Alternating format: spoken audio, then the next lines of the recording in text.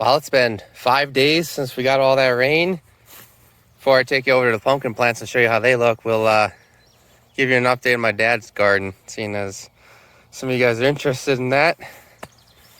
Looks like the weeds are taking over a little bit, but he got his weed block down, so there's no weeds by the actual plants. I think honestly, I don't know if he goes in between the weed whacks or what, but I mean, they're doing pretty good. A little bit of nitrogen burn on these guys.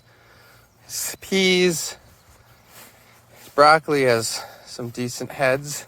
This guy right here is actually no good. He should have picked this one a couple days ago, but not the biggest broccoli heads I've ever seen. Tomato plants he has all propped up. It's got a decent amount of tomatoes all the way down. Yeah, like I said, ever since, that's a pretty good sized tomato. I mean, that's a good boy. Look at that. Yeah, ever since we got all that rain, it's been just, I mean, this was underwater. So honestly, I thought all these peppers were gonna die. They don't look the greatest, but like I said, this was all underwater. You could not walk in here. You'd be stepping in some serious water. Boy, these plants look seriously nutrient deprived. What is my dad doing? Oh well. What does he got here? Zucchini. That's what it looks like. Those look decent.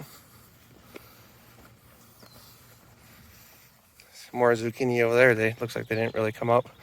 Anyways, that's that. It looks like that was neglected for a while, but with all the rain, I don't blame them. Let's head over to the greenhouse. Okay, so I guess the very first thing we should point out, I don't know if you guys remember what these leaves looked like 5 days ago, but those look a lot greener. And if you guys come over here, I'll try to put a video of what these buds looked like 5 days ago, or maybe a picture. See how they're completely full again? They're completely full again. They're starting to grow. So, 2 pounds of calcium nitrate and foliar feed and CalMag every single day did the trick. This plant looks like it's coming back. Looks nice. Happy with that. I guess we'll go show you guys some pumpkins. We'll start with this guy, which, again, vines came back. I mean, trust me, it looks small right now, but compared to what the buds looked like 5 days ago, I'm pleasantly happy. I know I'm going to be able to fill this in. All the buds are back. They look full and healthy. It looks small, the plant. I'm not worried about it. All right, that's where we got to go with that. This guy's on day, this is the July 4th pollination, so we'll be day 8. Today's July 13th. This is a nice long fruit, and it's the identical shape to this fruit over here, and I'll go show you that in a little bit. I really like this shape. Over here we got Clint Dyson's 1350, aka the smallest plant I ever grew a pumpkin on. Look at that tiny plant. It's from there to there, from there to there. Today's day 21. I didn't do a measurement, but I'm guessing maybe like 130, 140 inches. I mean, it's not huge, but it's a lot bigger than I thought this little plant would be able to produce. I'm pretty happy with that. It's a nice shape too. I'm gonna probably put down some calcium nitrate on this plant as well. It looks a little light still, so I gotta order it though, and it'll probably be in the mail in like 2-3 days. Darken it up, see if we can get these buds rolling again too. But I don't think those are nitrogen deprived buds. I think those buds are deprived because that guy's sucking all the energy this plant's producing.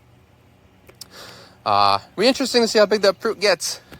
Gosh, if I can get that fruit to 1,500 pounds, there we go. I don't care if I get a 2,000 pounder this year. That would be a success in its own.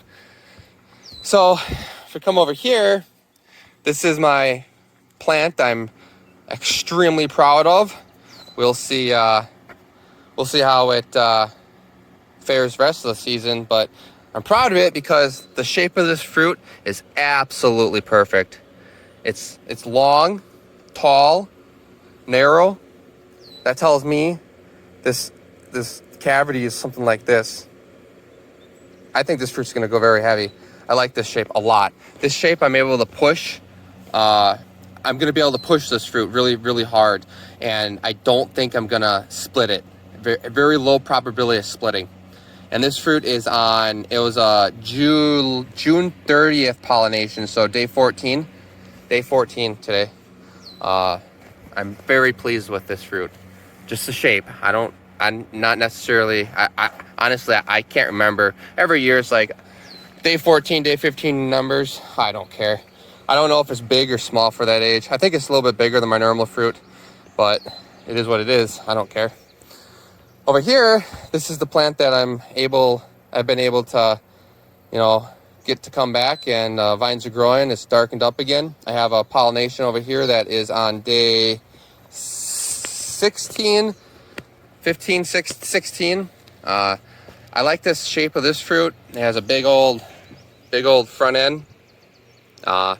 Again, it's not going to be crazy day 20 numbers, but it's something. That's for sure. It's something. And we're going to be filling this plant in probably up through day 30.